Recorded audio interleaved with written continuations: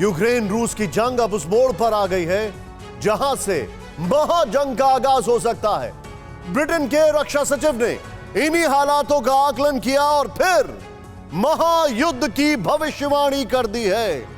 क्या है वो तारीख जिस दिन महाविनाश का बारूद सुलगेगा? इस रिपोर्ट में हम आपको वही बताएंगे। इसके साथ ही वो फैक्टर भी दिखाएंगे जिससे पूरी दुनिया दहल सकती है। नेटो की तैयारी का स्तर कहां कहां रूस ने लगाई है अदावत के मुहाने पर खार। विस्तार से जानिए इस रिपोर्ट में क्या है पुतिन का प्रोजेक्ट NN, जिसकी शुरुआत का मतलब है विश्व युद्ध।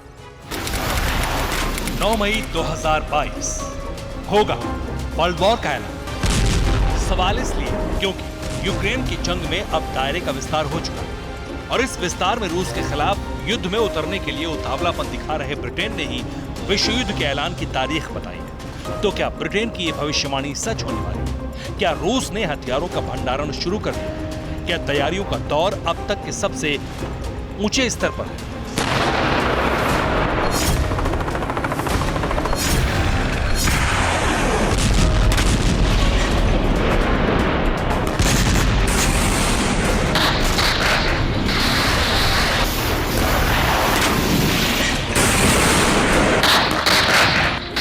मई की भविष्यवाणी से जुड़ा ऐलान हालात और समीकरण के आधार पर किया जा सकता है, लेकिन ब्रिटेन से हुई भविष्यवाणी के पीछे आकलन क्या है?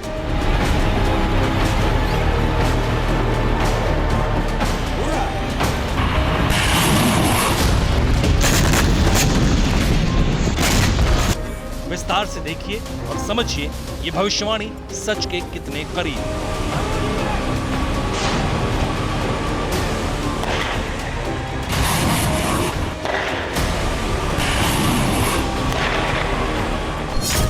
दरअसल 9 मई से जुड़ी भविष्यवाणी ब्रिटेन के रक्षा सचिव बेन वालिस ने की। वालिस के मुताबिक 9 मई को विक्ट्री डे परेड के नाम पर रूस हथियारों को जुटाएगा।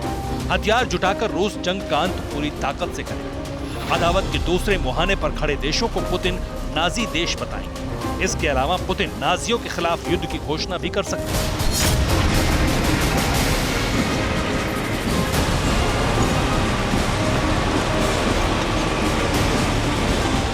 पुतिन नाजी बताकर जिन देशों के खिलाफ अटैक का ऐलान करेंगे, अगर वो तमाम देश जंग में उतरे तो फिर विश्व युद्ध तय है। लेकिन इस भविष्यवाणी के पीछे आधार क्या है वो भी समझिए।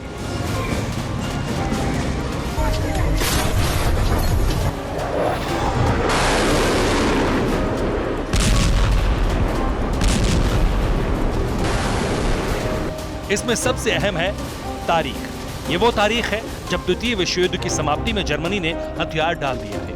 उस वक्त सोवियत संघ ने इस तारीख को जीत की घोषणा की और इसी दिन से 9 मई की तारीख रूस के लिए विक्ट्री डे के रूप में स्थापित हो गई। और अब तीसरे विश्व युद्ध के लिए सजे मैदान में भी यही तारीख भूमिका अदा कर सकती है, जो भविष्यवाणी का आधार भी है।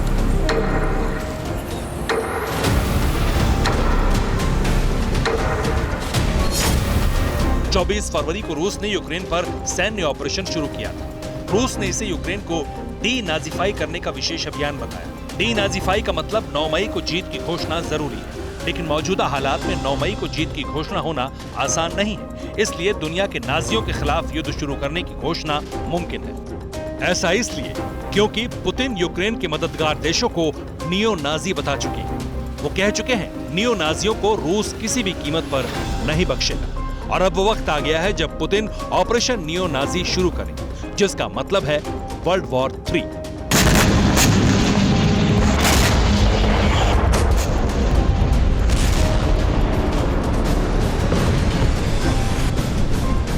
इस भविष्यवाणी का अहम हिस्सा यह भी है कि इसे आकलन से ज्यादा तैयारियों के आधार पर किया गया ऐलान कहा जा सकता है। दावे के तहत इस वक्त तीसरे विश्व युद्ध का मैदान भी पूरी तरह सज चुका है। हालांकि इसके केंद्र में यूक्रेन ही है, लेकिन जंग के दायरे का विस्तार हो चुका है। दावा किया जा रहा है कि प्रेसिडेंट पुतिन अगले 1 से 2 दिनों में यूक्रेन के खिलाफ संपूर्ण युद्ध की घोषणा कर देंगे, लेकिन नाटो की एंट्री के बाद उनके रुख में बदलाव भी तय माना जा रहा है। रूस की विक्ट्री डे को लेकर अंदाजा लगाया जा रहा है कि यूक्रेन के खिलाफ एक बड़ा युद्ध की घोषणा हो सकती है और इसका जवाब देने के लिए नाटो समेत तमाम पश्चिमी देशों ने भी तैयारी कर ली है।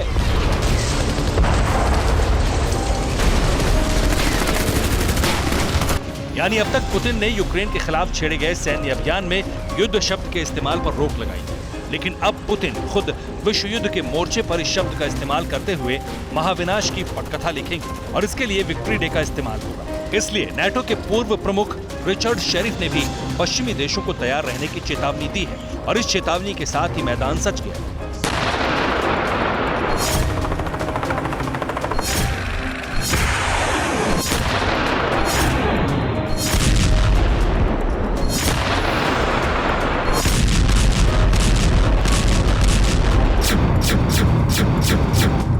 निर्णायक जंग की आशंका देखते हुए पश्चिमी देश यूक्रेन की मदद को खुले तौर पर सामने आ गए। वेस्टर्न कंट्रीज के 20 घातक प्लेन यूक्रेन में लैंड करने जा रहे हैं। अमेरिका समेत कई देशों के ये प्लेन अत्याधुनिक हथियारों से लैस होंगे। प्लेन के साथ यूक्रेन में गोला बारूद की नई खेप भी पहुंच रही है।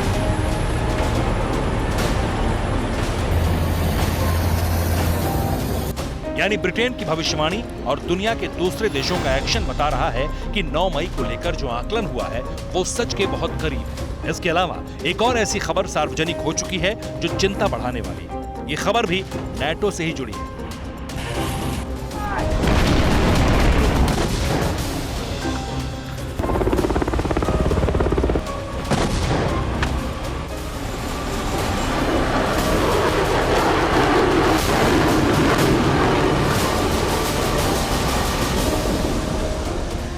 खबर यह है कि रूस को रोकने के लिए नाटो ने सैन्य अभ्यास का प्लान बनाया है। इस अभ्यास में नाटो के साथ दूसरे नॉर्थ अटलांटिक देश भी शामिल होंगे। हजारों सैनिक रूसी सेना के खिलाफ लड़ने की ट्रेनिंग हासिल करेंगे। दावे के तहत इस अभ्यास के लिए ब्रिटेन ने 8000 सैनिक भेज भी दिए और खबर के मुताबिक इस अभ्यास में एयरक्राफ्ट, टैंक, आर्टिलरी समेत दूसरे बड़े हथियार शामिल हैं।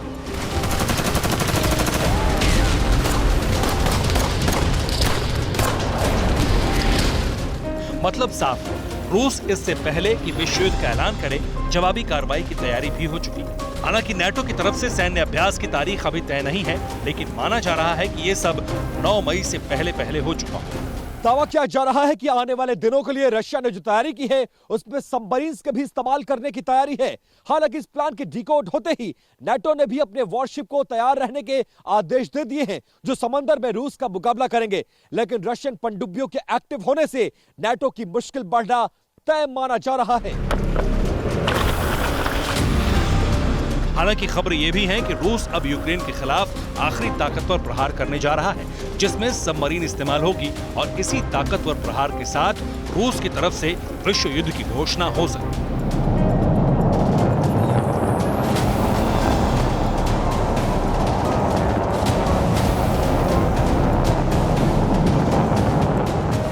ये तस्वीर उसी पनडुब्बी की है जो इस वक्त काला सागर में तैनात है। दावा यह भी किया जा चुका है कि रूस ने इस डीजल पनडुब्बी का इस्तेमाल यूक्रेन के सैन्य ठिकानों पर हमले के लिए किया है। कैलिबर क्रूज मिसाइल रूस ने इसी पनडुब्बी से दागी है और ये पहली बार है जब रूस ने खुद पनडुब्बी के इस्तेमाल की पुष्टि भी की है। अड़ी सोमवार से शुक्रवार शाम 6 बजे सिर्फ TV9 भारतवर्ष पर।